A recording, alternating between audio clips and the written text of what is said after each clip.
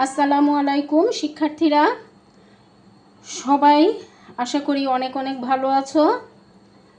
আজকে আমরা অষ্টম শ্রেণীর বাংলা প্রথম পত্র বই থেকে মানিক বন্দ্যোপাধ্যায় রচিত তৈলচিত্রের ভূত গল্পটি পড়ব। এটি তোমাদের মতো ছোট ছোট কিশোরদের জন্যই লেখা। মানিক বন্দ্যোপাধ্যায় রচিত তৈলচিত্রের ভূত গল্পটি কিশোর সুখপাঠ্য একটি ছোট গল্প। তোমাদের বয়সী একটি ছেলেকে নিয়েই গল্পটি রচিত হয়েছে। গল্পটি 1941 খ্রিস্টাব্দের ফেব্রুয়ারি মাসে মৌচাক পত্রিকায় প্রকাশিত হয়েছিল। তৈলচিত্রের ভূত, এটা একটা কেমন নাম, তাই না? আসলে এই তৈলচিত্রের ভূত হচ্ছে, তৈলচিত্র তো বলতে আমরা বুঝি তেল রঙে আঁকা ছবি। সেই তৈলচিত্রের ভূত নামকরণে গল্পটি লেখক কুসংস্কারের বিপরীতে বিজ্ঞান বুদ্ধির জয়কে এখানে প্রকাশ করেছেন। আসো আমরা গল্পটি সহজ ভাষায় সুন্দরভাবে ব্যাখ্যা সহ পড়ি। একদিন সকালবেলা পরাশর ডাক্তার নিজের প্রকাণ্ড লাইব্রেরিতে বসে চিঠি লিখছিলেন। একদিন সকালের কথা বলা হয়েছে, এখানে ডাক্তারের নাম বলা হচ্ছে পরাশর। তিনি নিজের, প্রকাণ্ড শব্দের অর্থ বড়, বড় একটা লাইব্রেরি ছিল তার, সেখানে বসে চিঠি লিখছিলেন। চোরের মতো নিঃশব্দে ঘরে ঢুকে নগেন ধীরে ধীরে এগিয়ে গিয়ে তার টেবিল ঘেঁষে দাঁড়ালো। বলছে খুব একেবারে চোরের মতো, মানে কি একেবারে নিঃশব্দে আলগোছে এসে ঘরে ঢুকে, যে তার নাম হচ্ছে নগেন, ধীরে ধীরে এগিয়ে গিয়ে টেবিল ঘেঁষে দাঁড়ায়। পরাশর ডাক্তার মুখ না তুলেই বললেন, বসো নগেন। ডাক্তার সাহেব মুখটা উঁচু না করেই বুঝতে পারলেন যে নগেন এসেছে। চিঠিখানা শেষ করে খামে ভরে ঠিকানা লিখে চাকরকে ডেকে সেটি ডাকে পাঠিয়ে দিয়ে তবে আবার নগেনের দিকে তাকালেন। চিঠিটা ডাক্তার সাহেব লেখা শেষ করে সেটা ঠিকানা লিখলেন, খামে ভরলেন, তারপর চাকরকে ডেকে সেটি ডাকে পাঠিয়ে দিয়ে তারপর নগেনের দিকে তাকালেন। বসতে বললাম যে, এরকম চেহারা হয়েছে কেন, অসুখ নাকি? বলছে আর কি, বসতে বলার পরও নগেন বসে নাই, এজন্য বললো তো যে বসতে বলছি, আর চেহারা এমন শুকনো দেখাচ্ছে কেন, অসুখ নাকি? নগেন ধপ করে একটা চেয়ারে বসে পড়লো। বলছে সে হঠাৎ করেই বসে পড়লো। চোরকে যেন জিজ্ঞাসা করা হয়েছে সে চুরি করে কি না। এইরকম অতিমাত্রায় বিব্রত হয়ে সে বলল, না না, অসুখ নয়। অসুখ আবার কিসের? চোর যেমন, চোরকে জিজ্ঞাসাবাদ করলে চোর যেমন যেভাবে প্রশ্নের উত্তর করে, নগেনও অনেকটা সেরকমই বিব্রত হয়ে গেল এবং বলল যে না না, অসুখ না, খুব দ্রুত বলল আর কি। গুরুতর কিছু ঘটেছে সে বিষয়ে নিঃসন্দেহ হয়ে পরাশর ডাক্তার দু হাতের আঙুলের ডগাগুলি একত্র করে নগেনকে দেখতে লাগলেন। ডাক্তার কিন্তু, পরাশর ডাক্তার কিন্তু বুঝেছিলেন যে আসলেই গুরুতর মানে বড় রকম কিছু হয়েছে। সে একেবারে নিঃসন্দেহ, মানে এই বিষয়ে নিঃসন্দেহ যে গুরুতর মানে হচ্ছে বড় রকমের কিছু একটা সমস্যা হয়েছে। এই কথা বলে ডাক্তার সাহেব দু হাতের আঙুলের ডগাগুলো একত্র করে মানে টেবিলের উপর রেখে নগেনকে দেখতে লাগলেন। মোটা সোটা হাসি খুশি ছেলেটার তেল চকচকে চামড়া পর্যন্ত যেন শুকিয়ে গেছে, মুখে হাসির চিহ্নটুকুও নেই। এখানে বলছে যে নগেন, আমরা এখন জানতে পারলাম যে নগেন মোটামুটি স্বাস্থ্য ভালো একটা ছেলে এবং চকচকে চামড়া, তেল চকচকে, মানে অনেকেরই দেখে অনেকটা মনে হয় না যে তেল যেন একেবারে এইমাত্র দিয়ে আসছে, তেল চুইয়ে পড়ে, সেই রকম বোঝানো হয়েছে। কিন্তু সে যেন বলছে চামড়া পর্যন্ত একেবারে তার শুকিয়ে গেছে আর মুখে হাসি নাই। চাউনি একটু উদ্ভ্রান্ত, বলছে চোখের চাহনিও স্বাভাবিক না, কথা বলার ভঙ্গি পর্যন্ত কেমন খাপ ছাড়া হয়ে গেছে। কথা যে সবসময় সচরাচর সে বলে, সেই কথা বলার ভঙ্গিও যেন তার এলোমেলো হয়ে গেছে। নগেন তার মামা বাড়িতে থেকে কলেজে পড়ে। এবার আমরা নগেনের পরিচয় জানব। এর আগে জানলাম যে তার শরীর স্বাস্থ্য ভালো ছিল। নগেন তার মামা বাড়িতে থেকে কলেজে পড়ে। মাস 2 আগে নগেনের মামার শ্রাদ্ধের নিমন্ত্রণ রাখতে গিয়ে পরাশর ডাক্তার নগেনকে দেখেছিলেন। বলছে 2 মাস আগে নগেনের মামার শ্রাদ্ধ হয়েছিল। সেই শ্রাদ্ধের নিমন্ত্রণে যে নগেনকে ডাক্তার সাহেব প্রথম দেখেছিলেন। এই অল্প সময়ের মধ্যে এমন কি ঘটেছে যাতে ছেলেটা এরকম বদলে যেতে পারে? এটা পরাশর ডাক্তারের মনের প্রশ্ন, যে এই 2 মাসের মধ্যে এমন কি ঘটনা ঘটলো যে ছেলেটা এমন হয়ে গেল। ছেলেবেলা থেকে মামা বাড়িতেই সে মানুষ হয়েছে। বলছে ছেলেবেলা থেকে সে মামা বাড়িতেই বড় হয়েছে বটে, কিন্তু মামার শোকে এরকম কাহিল হয়ে পড়ার মতো আকর্ষণ তো মামার জন্য তার কোনো দিন ছিল না। যে ছোটোবেলা থেকেই নগেন মামার কাছে বড় হয়েছে মামা বাড়িতে, কিন্তু মামা মরে যাওয়ায় সে এইরকম কাহিল হয়ে যাবে মামার শোকে, সেই রকম সম্পর্ক মামার সাথে তার ছিল না। বড়লোক কৃপণ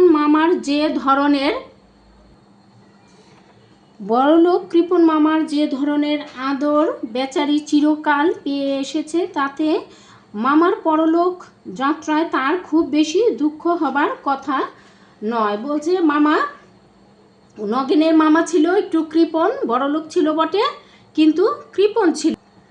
তো সেই কৃপণ মামার কাছে চিরকাল সে ছিল ছোটোবেলা থেকেই, কিন্তু তার কাছে সেরকম আদর মায়া মমতা পায়নি, যেহেতু মামা কৃপণ ছিল। সেজন্যই ডাক্তার সাহেব বলছেন যে মামার পরলোক যাত্রায় তার খুব বেশি দুঃখ হবার কথা নয়। বাইরে মামাকে খুব শ্রদ্ধা ভক্তি দেখালেও মনে মনে নগেন যে তাকে প্রায় জমের বাড়ি পাঠাতো, তাও পরাশর ডাক্তার ভালো করেই জানতেন। বলছে বাইরে থেকে মামাকে খুব শ্রদ্ধা ভক্তি দেখাতো নগেন, কিন্তু ভিতরে কিন্তু আসলে সেই রকম ছিল না।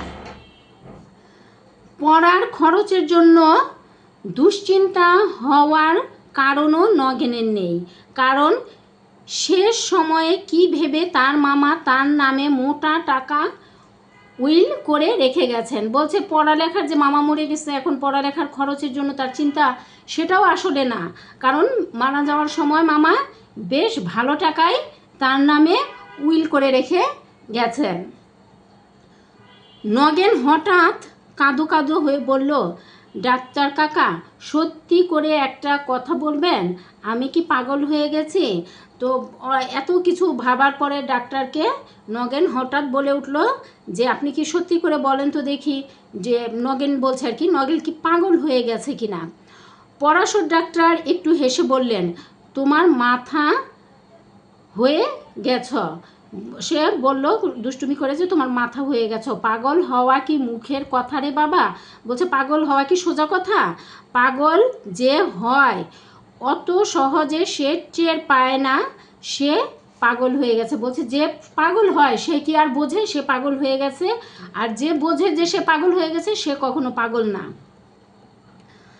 তবে দ্বিধা ভরে খানিকক্ষণ চুপ করে থেকে হঠাৎ নগেন যেন মরিয়া হয়ে জিজ্ঞাসা করে বসল, আচ্ছা ডাক্তার কাকা, প্রেতাত্মা আছে? কিছুক্ষণ পর চুপ করে থেকে তারপর হঠাৎ দ্বিধাদ্বন্দ্বে সংকোচের সাথে সে ডাক্তার সাহেবকে আবার জিজ্ঞেস করলেন যে আচ্ছা ডাক্তার কাকা, প্রেতাত্মা আছে? প্রেতাত্মা হচ্ছে কি?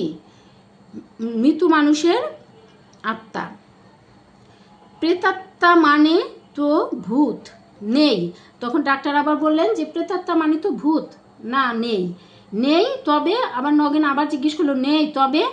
অনেকক্ষণ ইতস্তত করে অনেক ভূমিকা করে অনেকবার শিউরে উঠে নগেন ধীরে ধীরে আসল ব্যাপারটা খুলে বলছে অনেকক্ষণ ইতস্তত করে, ইতস্তত মানে হচ্ছে বলি না এরকম করে আর কি, অনেক ভূমিকা করে অনেকক্ষণ শিউরে ওঠে, তারপর নগেন ধীরে ধীরে আসল ব্যাপারটা খুলে বলল।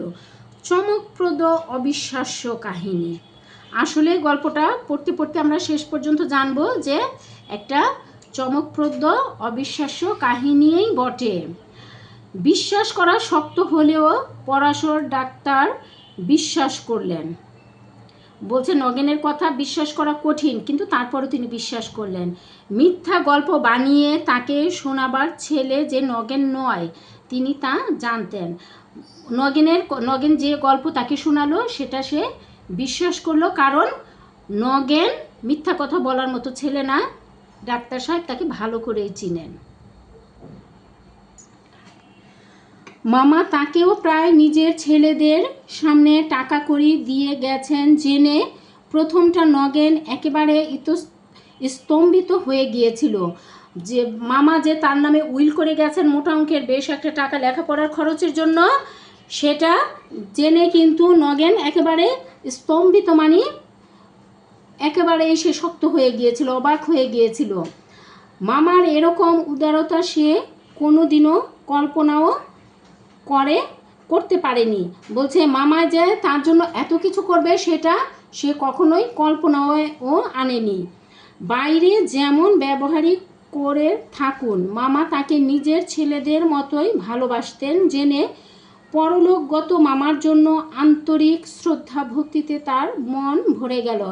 বলছে বাইরে আগে পিছনে মামা যেরকম ব্যবহারই নগেনের সাথে করুক না কেন, এই মৃত্যুর পরে যে মামার কাজ মোটা অঙ্কের একটা টাকা উইল করে গেছেন ভাগিনা নগেনের নামে, সেটা দেখে কিন্তু সে তো অনেক বেশি আশ্চর্য হয়েছেই, এবং মামার প্রতি আন্তরিক শ্রদ্ধা ভক্তিও তার অনেক বেশি জাগ্রত হয়েছে মামার মৃত্যুর পরে। আর সেই সঙ্গে জাগলো এরকম দেবতার মতো মানুষটাকে সারা জীবন ভক্তি ভালোবাসার ভান করে ঠকিয়েছে ভেবে দারুণ লজ্জা আর অনুতাপ। এই যে মামাকে যে সারা জীবন সে আসলে ভিতর থেকে শ্রদ্ধা ভক্তি করতো না, উপরে উপরে শ্রদ্ধা ভক্তি দেখাতো, এই কথা ভেবেও তার খুব কষ্ট লেগেছিল, অনুতাপ হয়েছিল, কষ্টবোধ জেগেছিল। শ্রাদ্ধের দিন অনেক রাত্রে বিছানায় শুতে যাওয়ার পর অনুতাপটা যেন বেড়ে যায়। শ্রাদ্ধ যেদিন হলো, হিন্দু ধর্ম মতে এরা কি করে মৃত আত্মার জন্য তারা ভক্তি শ্রদ্ধা জ্ঞাপন করে। সেই রাতে তার এই অনুতাপটা হঠাৎই বেড়ে গিয়েছিল। শুয়ে শুয়ে সে ছটফট করতে লাগলো, মানে শুয়েও সে শান্তি পাচ্ছিল না। হঠাৎ এক সময় তার মনে হলো সারা জীবন তো ভক্তি শ্রদ্ধার ভান করে মামাকে সে ঠকিয়েছে। বলছে সারা জীবনই তো ভক্তি শ্রদ্ধার নাম করে সে মামাকে ঠকিয়েছে, আসলে সে ভক্তি করতো না মামাকে। এখন যদি সত্যি সত্যি ভক্তি শ্রদ্ধা জেগে থাকে, লাইব্রেরি ঘরে মামার তৈলচিত্রের পায়ে মাথা ঠেকিয়ে প্রণাম করে এলে হয়তো আত্মগ্লানি একটু কমবে, মনটা শান্ত হবে। তো বললো যে মামার যে লাইব্রেরির ঘর আছে সে ঘরে যদি সে যে মামার যে তৈলচিত্রের একটা ছবি আছে, তৈলচিত্র আঁকা একটা ছবি আর কি, মামার ছবি, সেই ছবিতে সে মাথা ঠেকিয়ে মাথা ঠেকিয়ে মামার পায়ে মাথা ঠেকিয়ে প্রণাম করলে হয়তো তার যে আত্মগ্লানি, মানে হচ্ছে নিজের যে ভুল বুঝতে পারা, নিজে আত্মগ্লানি মানে নিজের ভুলের জন্য নিজের দুঃখ কষ্ট পাওয়া, সেই গ্লানি হয়তো তার একটু কমবে, মনে একটু শান্তি আসবে। রাত্রি তখন প্রায় 3টে বেজে গেছে। এই শোয়া নিয়ে সে ঘুমোতে পারছে না, অস্থির লাগছে। তখন এই করতে করতে নগেনের রাত প্রায় 3টা বেজে গেছে। সকলে আলো নিভিয়ে শুয়ে পড়েছে। বলছে সবাই বাতি নিভিয়ে ঘুমিয়ে পড়েছে, বাড়ি অন্ধকার। এত রাত্রে ঘুমানোর বদলে মামার তৈলচিত্রের পায়ে মাথা ঠেকিয়ে প্রণাম করার জন্য বিছানা ছেড়ে উঠে যাওয়াটা যে রীতিমতো খাপছাড়া ব্যাপার হবে সে জ্ঞান নগেনের ছিল। বলছে এত রাতে যে মামার ছবিতে সে শ্রদ্ধা জানাতে যাবে, এটা আসলে বিষয়টা সুন্দর না। তাই কাজটা সকালের জন্য স্থগিত রেখে সে ঘুমানোর চেষ্টা করলো। বলছে ঠিক আছে সকালে এসে করবে কাজটা, ঘুমানোর চেষ্টা করলো, কিন্তু তখন তার মাথা গরম হয়ে গেছে। মন একটু শান্ত না হলে যে ঘুম আসবার কোনো সম্ভাবনাই নেই। বলছে মাথাটা তার এমন আর কি, সে অস্থির অনুভব করছে, আর বলছে যে মনটা শান্ত না হলে সে ঘুম কিছুতেই তার আসবে না। কিছুক্ষণ এপাশ ওপাশ করার পর সেটা ভালো করে চের পেয়ে শেষকালে মরিয়া হয়ে সে বিছানা ছেড়ে উঠে পড়লো। কিছুক্ষণ এপাশ ওপাশ করলো ঘুমের জন্য, কিন্তু ঘুম তো তার আসছে না। শেষ পর্যন্ত সে বিছানা ছেড়ে উঠল। লাইব্রেরিটি নগেনের দাদা মশাইয়ের আমলের, বলছে তার মামার বাবার আমলের আর কি। লাইব্রেরি সম্পর্কে নগেনের মামার বিশেষ কোনো মাথা ব্যথা ছিল না। ওই লাইব্রেরি সম্বন্ধে তিনি সেরকম মাথা ঘামাননি। তার আমলে গত 30 বছরের মধ্যে লাইব্রেরির পিছনে একটি পয়সাও খরচ করা হয়েছে কি না সন্দেহ। বলছে নগেনের মামার বাবার আমলের সেই লাইব্রেরি এই 30 বছরে, তার দাদা মারা যাওয়ার পর, এখানে আমরা মুসলমানরা নানা বলি কিন্তু এখানে দাদা বলা হয়েছে মামার বাবাকে, সেই দাদা মারা যাওয়ার পরে 30 বছর হয়ে গেছে। নগেন বলছে যে এই লাইব্রেরির পিছনে কোনো পয়সা, একটা পয়সাও মামা খরচ করেনি, কারণ তিনি ছিলেন কৃপণ। আলমারি কয়েকটি অল্প দামি আর অনেক দিনের পুরনো, কয়েকটা আলমারি আছে লাইব্রেরিতে বই রাখার জন্য, সেটি দাম কম। ভেতরগুলি বেশিরভাগ অদরকারি বাজে বইয়ে ঠাসা এবং উপরে বহুকালের ছেঁড়া মাসিকপত্র আর নানা রকম ভাঙাচোরা ঘরোয়া জিনিস গাদা করা। বলছে আলমারিগুলো একেবারে অল্প দামি, তার ভিতরে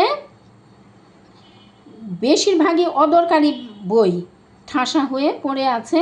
উপরে বহুকালের ছেঁড়া মাসিক পত্র আর নানা রকম ভাঙাচোরা ঘরোয়া জিনিস সেখানে নিয়ে গাদা করে রাখা হয়েছে।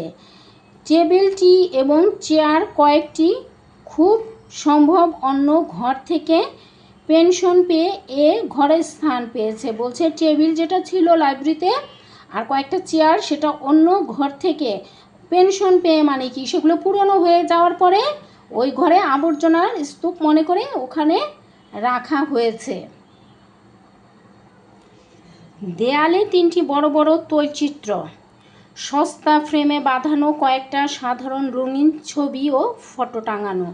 বলছে দেয়ালে 3টা বড় বড় তৈলচিত্র মানে তেল রঙে আঁকা, সস্তা ফ্রেমে বাঁধানো কয়েকটা সাধারণ রঙিন ছবি ও ফটো টাঙানো। বলছে কয়েকটা ছবি আছে ফ্রেমে বাঁধানো আর কয়েকটা ফটো আছে। তাছাড়া কয়েকটা পুরনো ক্যালেন্ডারের ছবিও আছে। লাইব্রেরিতে কী কী আছে সেগুলো কিন্তু আমাদের ভালো করে মনে রাখতে হবে। কোনোটাতে ডিসেম্বর, কোনোটাতে চৈত্র মাসের 12 তারিখ লেখা কাগজের ফলক এখনও ঝুলছে। বলছে এক একটা এক এক রকম, কোনোটাই কিন্তু একভাবে নাই। কোনোটা ডিসেম্বর মাস ঝুলছে, আবার কোনোটা চৈত্র মাস হয়ে আছে। তৈলচিত্রের একটি নগেনের দাদা মশাইয়ের। বলছে যে তৈলচিত্রের যে ছবিগুলো, তার মধ্যে 3টা ছবি, তার মধ্যে একটা নগেনের দাদা মশাইয়ের, একটি দিদিমার আর অপরটি তার মামার। দিদিমা হচ্ছে নানি, দাদা মশাই হচ্ছেন এখানে নানা, আর অপরটি তার মামার, যিনি মারা গেলেন।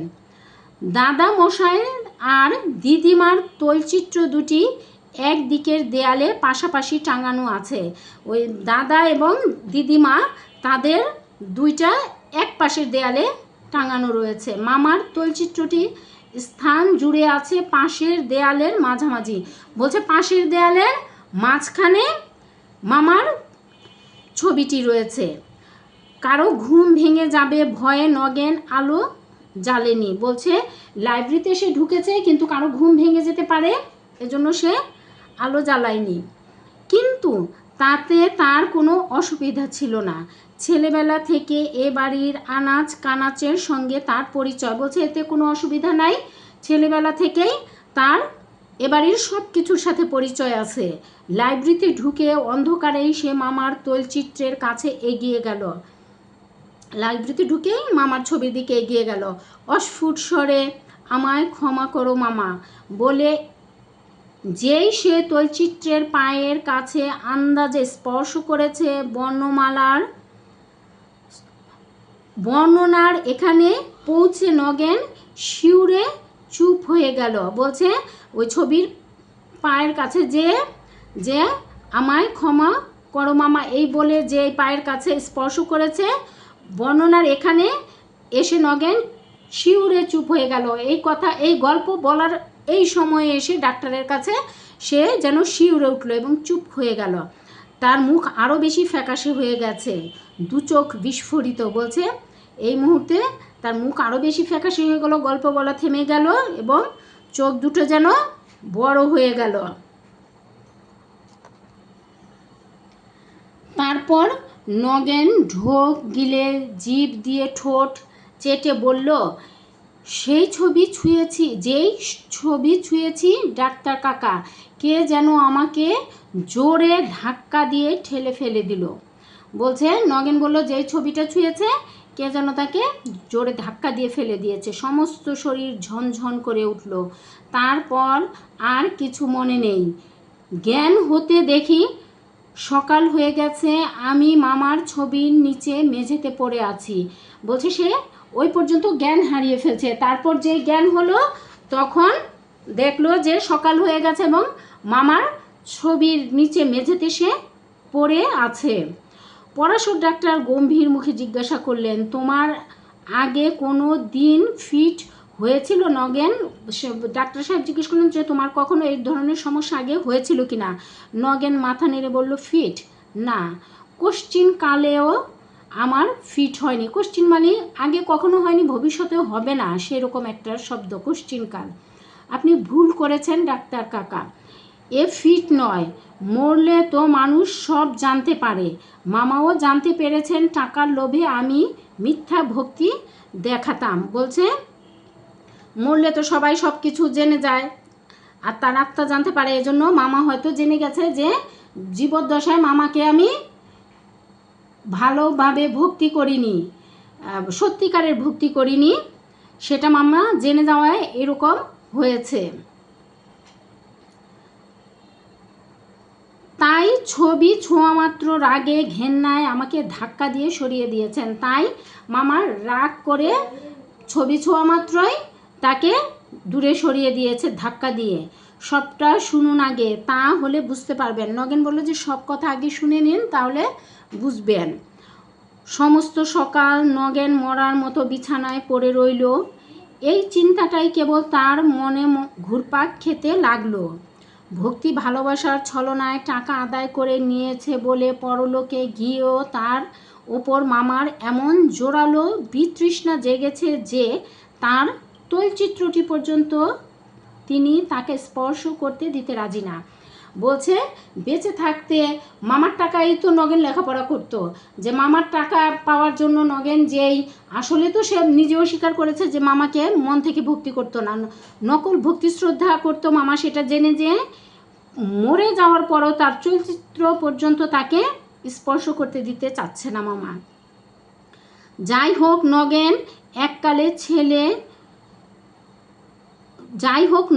একালের ছেলে। প্রথম ধাক্কাটা কেটে যাবার পর তার মনে নানা রকম দ্বিধা সন্দেহ জাগতে লাগলো। বলছে একালের ছেলে, আধুনিক ছেলে, ওই ধাক্কাটা খাওয়ার পর তার মনে নানান কিছু আসতে শুরু করলো। কে জানে রাত্রে যা ঘটেছে তা নিছক স্বপ্ন কিনা। সে ভাবছে যে আসলে এটা স্বপ্ন কিনা। ধৈর্য ধরতে না পেরে দুপুরবেলা সে আবার লাইব্রেরিতে গিয়ে মামার তৈলচিত্র স্পর্শ করে প্রণাম করলো। দুপুরবেলা আবার সে ঘরে যেয়ে সেই ছবিটা পায়ে স্পর্শ করে প্রণাম করে আসছে। একবার যদি মামা রাগ দেখিয়ে থাকেন আবার দেখাবেন না কেন? তখন নগেনের মনে এই প্রশ্ন আসলো যে মামা ওই সময় যদি রাগ দেখিয়ে থাকেন তো এখন আবার রাগ কেন সে দেখাবেন না? এবার কিছুই ঘটল না।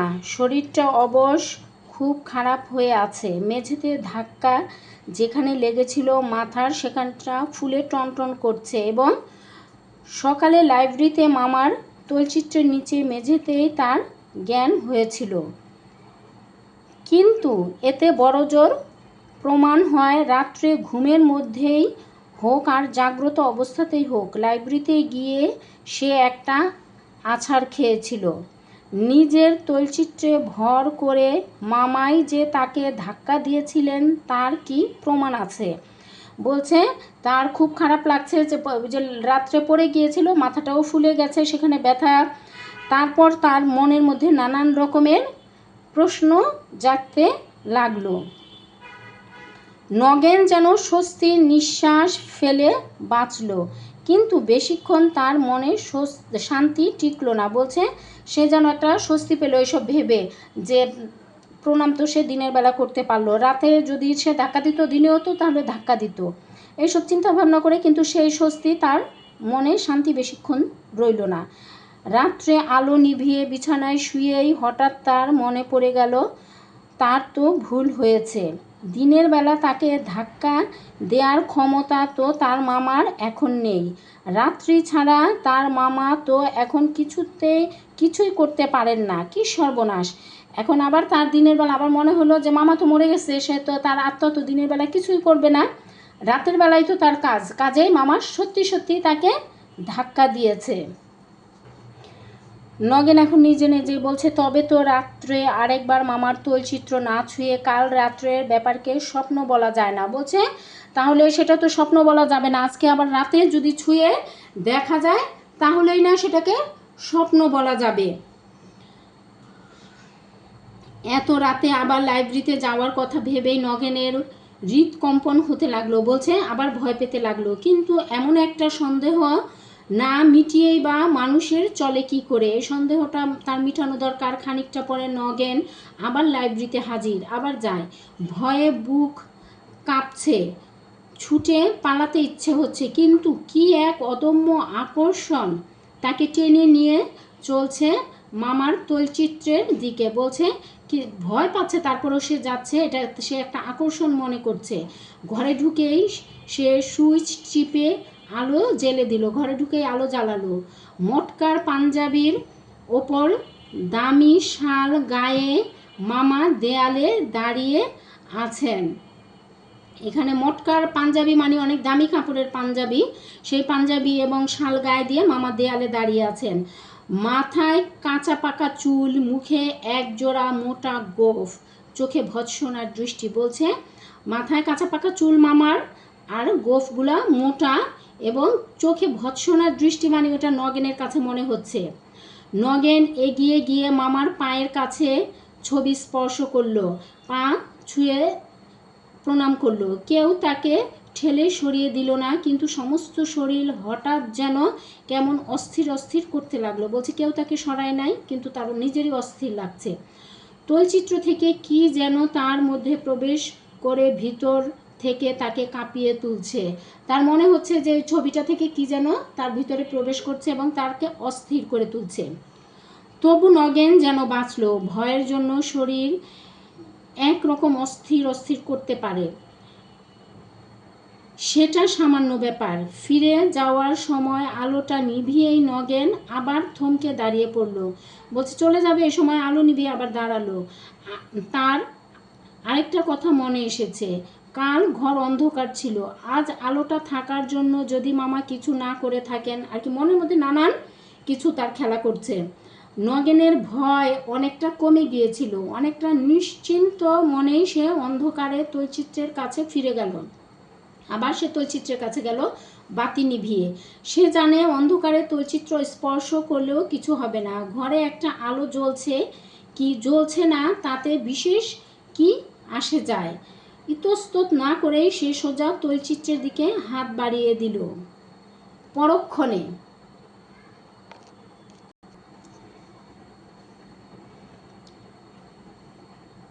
ঠিক প্রথম রাতের মতো জোরে ধাক্কা দিয়ে মামা আমায় ফেলে দিলেন ডাক্তার কাকা, অজ্ঞান হয়ে গেলাম। বলছে বাতি নিভিয়ে যাওয়ার পর সে আবার ধাক্কা খেলো এবং অজ্ঞান হয়ে গেল। প্রথম রাতের মতো না, একেবারে অজ্ঞান হয়ে যায়নি, অবশ্য আচ্ছন্নের মতো অনেকক্ষণ মেঝেতে পড়েছিলাম, কিন্তু জ্ঞান ছিল। তারপর থেকে আমি ঠিক পাগলের মতো হয়ে গেছি ডাক্তার কাকা। সেই ঘটনার প্রতি দুইবারের বার ধাক্কা খেয়ে সে পাগলের মতো হয়ে গেছে। দিন রাত কেবল এই কথাই ভাবি। রোজ কতবার ঠিক করি বাড়ি ছেড়ে কোথাও পালিয়ে যাব, কিন্তু যেতে পারি না। কিসে যেন আমায় জোর করে আটকে রেখেছে। পালিয়ে যেতে চায় কিন্তু সে যেতে পারে না। পরাশর ডাক্তার খানিকক্ষণ ভেবে জিজ্ঞাসা করলেন, তারপর আর কোনো দিন ছবিটা ছুঁয়েছ? তারপরে কি আর কখনো গিয়েছ? কতবার? দিনে ছুঁয়েছি, রাতে ছুঁয়েছি, আলো জেলে ছুঁয়েছি, অন্ধকারে ছুঁয়েছি, ঠিক ওই রকম ব্যাপার ঘটে। মানে ওই অন্ধকার করলে, লাইট অফ করলে ওই রকম ব্যাপারটা ঘটে। দিনে বা রাতে আলো জেলে ছুলে কিছু হয় না, অন্ধকারে ছোঁয়া মাত্র মামা আমাকে ঠেলে দেন। সমস্ত শরীর যেন ঝনঝনিয়ে ঝাঁকুনি দিয়ে ওঠে। কোনো দিন অজ্ঞান হয়ে যায়, কোনো দিন জ্ঞান থাকে। বলতে বলতে নগেন যেন একেবারে ভেঙে পড়ল। আমি কি করব ডাক্তার কাকা? এমন করে কদিন চলবে? পরাশর ডাক্তার বললেন, তার দরকার হবে না, আমি সব ঠিক করে দেব। আজ সকালে ঘুমিয়ে পড়লে রাত্রি ঠিক 12টার সময় তুমি বাইরের ঘরে আমার জন্য অপেক্ষা করো, আমি যাব। বলছে আজ সকালে যদি ঘুমিয়ে পড়ে তখন ডাক্তার বাইরের ঘরে তাকে অপেক্ষা করতে বললেন। ডাক্তার সাহেব নগেনের বাড়িতে যাবে। একটু থেমে আবার বললেন, ভূত বলে কিছু নেই নগেন। তারপর থেমে বললেন যে ভূত বলে আসলে কিছু নাই। তবু মাঝরাতে অন্ধকার লাইব্রেরিতে পরাশর ডাক্তার মৃদু একটু অস্বস্তি বোধ করতে লাগলেন। এ ঘরে বাড়ির লোক খুব কম আসে। ঘরের বাতাসে পুরনো কাগজের একটা ভাবসা গন্ধ পাওয়া যায়। নগেন শক্ত করে তার একটা হাত চেপে ধরে কাঁপছে। কিসের ভয়? ভূতের? তৈলচিত্রের ভূতের? ভূতে যে একেবারে বিশ্বাস করে না, যার বদ্ধমূল ধারণা এই যে যত সব অদ্ভুত অথচ সত্য ভূতের গল্প শোনা যায়, তবে প্রত্যেকটির সাধারণ মৃদু অস্বস্তি। সাথে ডাক্তার সাহেব নগেনের হাত ধরে ঘরে ঢুকলেন। নগেন তখন হাত ধরে কাঁপছিল, কিন্তু ডাক্তার সাহেব তাকে বলছিলেন যে একেবারে ভূতে বিশ্বাস করো না, যার বদ্ধমূল ধারণা এই যে ভূত বলে কিছু নেই। সাধারণ ও স্বাভাবিক কোনো ব্যাখ্যা আছে। ছবি ভূতের অসম্ভব আর অবিশ্বাস্য। ভূতের ঘরে পা দিয়ে তার কখনো কি ভয় হতে পারে? তবু অস্বস্তি যে বোধ হচ্ছে সেটা অস্বীকার করার উপায় নেই। নগেন যে কাহিনী শুনিয়েছে, সারা দিন ভেবেও পরাশর ডাক্তার তার কোনো সঙ্গত ব্যাখ্যা কল্পনা করতে পারেনি। ওই পরাশর ডাক্তারের মনেও একটু ভয় ভয় লাগছিল, কারণ নগেনের গল্প শুনে একদিন নয়, একবার নয়, ব্যাপারটা ঘটেছে অনেকবার। দিনে তৈলচিত্র নিস্তেজ হয়ে থাকে, রাতে তার তেজ বাড়ে। কেবল তাই নয়, অন্ধকার না হলে সে তেজ সম্পূর্ণ প্রকাশ পায় না। বলছে দিনে কিছুই হয় না, অন্ধকারে তার কাজ দেখা যায় এবং সম্পূর্ণ অন্ধকারে তার পরিপূর্ণ বিকাশ ঘটে, ভূতটার আর কি। আরও একটা কথা, রাত্রি বাড়ার সঙ্গে তৈলচিত্র যেন বেশি সজীব হয়ে উঠতে থাকে। বলছে রাত বাড়ার সাথে যেন তৈলচিত্র মানে ওই ছবিটা যেন আরও বেশি প্রাণবন্ত হয়ে ওঠে। প্রথম রাতে নগেন অন্ধকারে স্পর্শ করলে ছবি নগেনের হাতটা শুধু ছিটকিয়ে সরিয়ে দিয়েছে। মাঝরাতে স্পর্শ করলে এত জোরে তাকে ধাক্কা দিয়েছে যে মেঝেতে আছড়ে পড়ে নগেনের জ্ঞান হারিয়ে গেছে। বলছে প্রথম রাতে শুধু হাতটা তার ঝটকা দিয়ে ফেলে দিয়েছে এবং ঝিরঝির করেছে, কিন্তু দ্বিতীয় রাত্রে সে অজ্ঞান হয়ে গিয়েছে মেঝেতে পড়ে। অশরীরী শক্তি, কল্পনা করা ছাড়া এ সমস্তের আর কি মানে হয়? ডাক্তার সাহেবও কিন্তু এসব ভাবতে লাগলেন। হয়, নিশ্চয় হয়। মনে মনে নিজেকে ধমক দিয়ে পরাশর ডাক্তার নিজেকে এই কথা শুনিয়ে দিলেন যে বলছে হয়, আবার হতেই পারে, এরকম নিজেকে নিজে সান্ত্বনা দিলেন। তারপর চোখ তুলে তাকালেন দেয়ালের যেখানে নগেনের মামার তৈলচিত্রটি আছে। তারপর যে দেয়ালে ছবি আছে সেটার দিকে তাকালেন। এই ঘরে তিনি আগেও কয়েকবার এসেছেন। তৈলচিত্রগুলির অবস্থান তার অজানা ছিল না। কোথায় কোন ছবি সেটা পরাশর ডাক্তারের অজানা নয়। যা চোখে পড়ল তাতে পরাশর ডাক্তারের বুকটাও ধরাস করে উঠল। যা দেখলেন, তাতে সেও ভয় পেলেন। তৈলচিত্রের ওপরের দিকে দুটি উজ্জ্বল চোখ তার দিকে জল করে তাকিয়ে আছে। চোখ দুটির মধ্যে ফাঁক প্রায় 1.5 হাত। বলছে তৈলচিত্রের উপরের দিকে মনে হলো যে দুইটা চোখ তার দিকে তাকিয়ে আছে এবং ওই চোখ দুইটার মাঝখানে ব্যবধান প্রায় 1.5 হাত।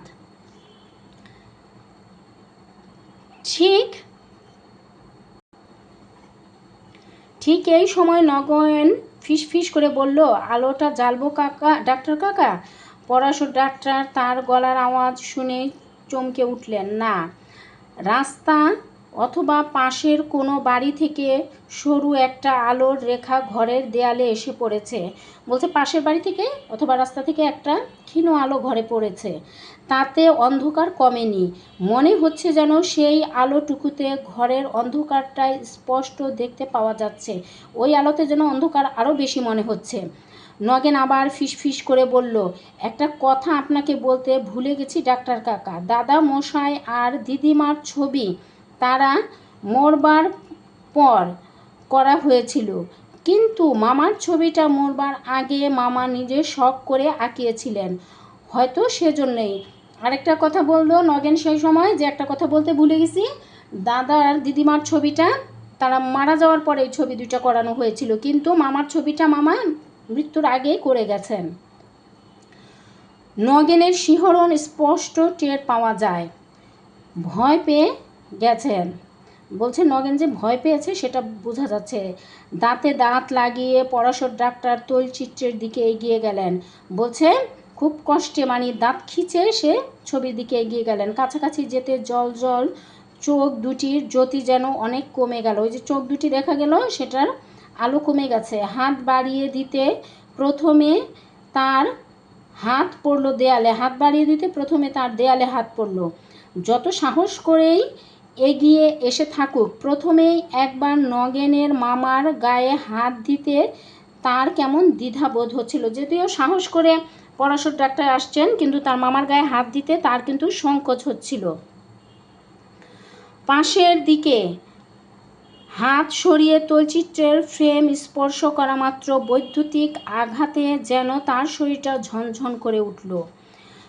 অস্ফুট গোঙানির আওয়াজ করে পেছন দিকে দুপা ছিটকে দিয়ে তিনি মেঝেতে বসে পড়লেন। বলছেন ফ্রেমটার দিকে হাত পড়তেই বৈদ্যুতিক আঘাতে তার শরীর ঝনঝনিয়ে উঠল এবং হঠাৎ গোঙানির আওয়াজ হয় না সেরকম আওয়াজ করে তিনি দু পা পিছনে ছিটকে মেঝেতে বসলেন।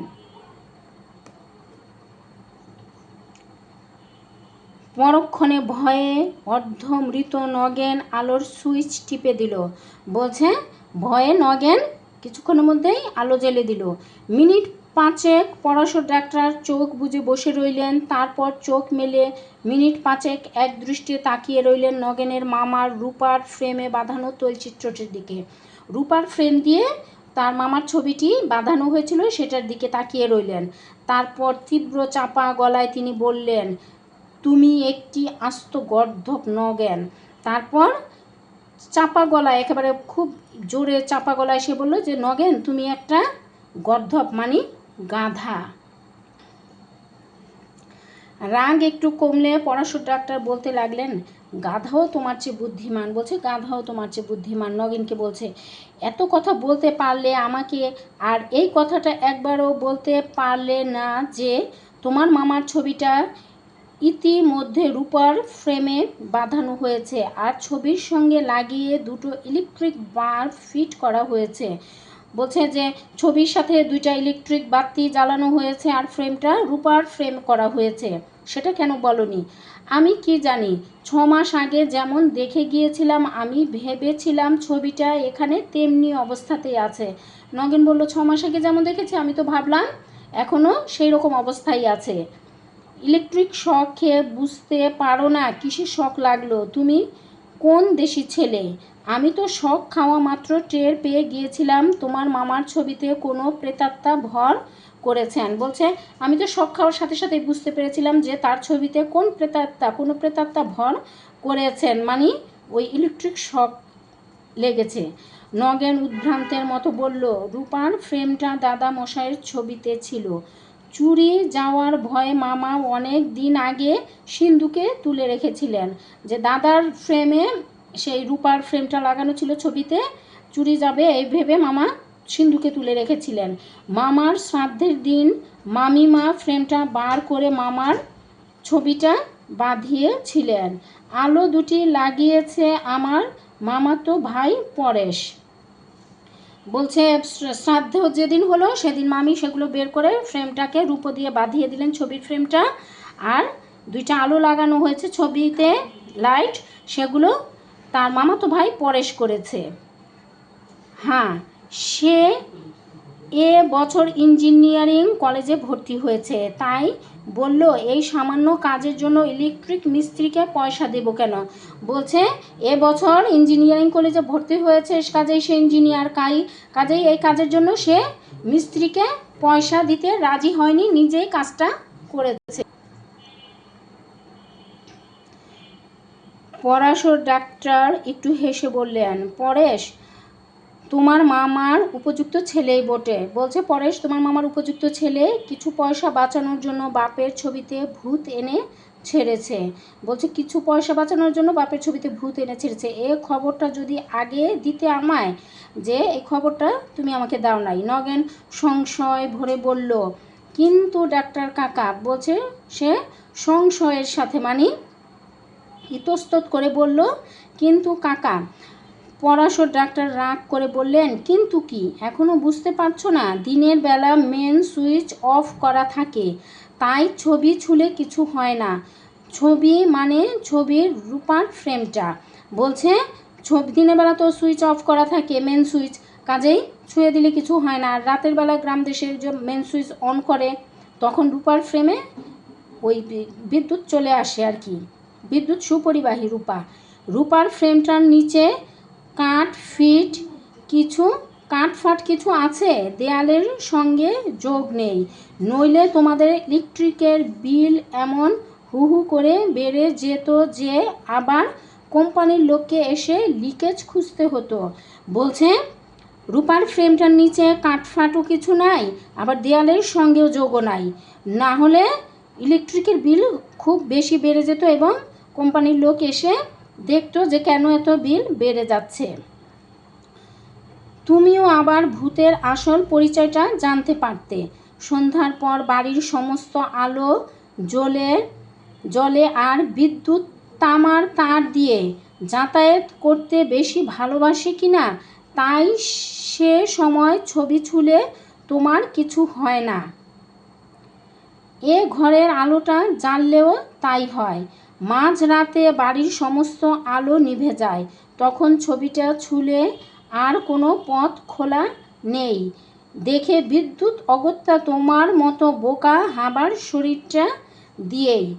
আচ্ছা, পরাশর ডাক্তার বলেন যে সারা বাড়ির আলো যখন নিভে যায়, মেন সুইচ তো অফ হয় না, কিন্তু ওই আলো নিভে যাওয়ার কারণে আলো তো কোনো দিকে টানে না, না টানার কারণে ওই ছবির রূপার ফ্রেমে সব এসে জমা থাকে এবং ওটা ছুলেই শর্ট করে। পরাশর ডাক্তার চুপ করে গেলেন। তিনি এসব বলে চুপ করলেন। তার হঠাৎ মনে পড়ে গেছে, সুযোগ পেলে তার শরীরটা পথ হিসেবে ব্যবহার করতেও বিদ্যুৎ দ্বিধা করে না। বলছে সুযোগ পেলে যে কোনো শরীরেই বিদ্যুৎ ঢুকে যেতে পারে, সেটা বিদ্যুৎ দ্বিধা করে না। তিনি হাঁফ ছেড়ে বাঁচলেন, বললেন তার শরীরেও বিদ্যুৎ ঢুকতে পারত। কপাল ভালো, তড়িতাহত হয়ে প্রাণে মরতে হয়নি।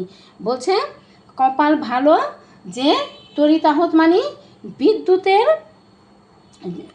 যে বিদ্যুতের ঝলকানি শরীরের ভিতর যদি একবার ভালোভাবে প্রবেশ হয়ে যেত, হাত যদি ছাড়াতে না পারতো, তাহলে কিন্তু ওই যে বিদ্যুতের কারণে তড়িতাহত হয়ে তারা মারা যেতে পারত। নগেন এবং পরাশর ডাক্তার।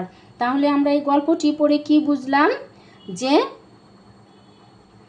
এখানে ভূতের কোনো কিছুই না, আসলে সব কিছুই বিদ্যুতের কারসাজি। বিদ্যুতের সংযোগ ভালোভাবে দেয়া হয়েছিল না, বিধায় এই ধরনের শর্ট হয়েছিল। কিন্তু নগেন অন্ধকারে সেটা বুঝতে পারেনি, বা দিনের আলোতেও সে সেটা বোঝে নাই, যেটা পরাশর ডাক্তারের কাছে স্পষ্ট হয়েছিল। এবং এই যে যন্ত্রণা, এই যে অস্বস্তি অশান্তি, এ থেকে নগেনও শান্তি পেয়েছিল, মুক্তি পেয়েছিল। আশা করি সবাই বুঝতে পেরেছ। শেষ করছি আমাদের আজকের ক্লাস। সবাই সহজে পড়া শিখির পাশে থেকো, সহজে পড়া শিখিকে সাবস্ক্রাইব করো, লাইক দিও, কমেন্ট দিও, শেয়ার করো। সবাইকে ধন্যবাদ। আসসালামু আলাইকুম।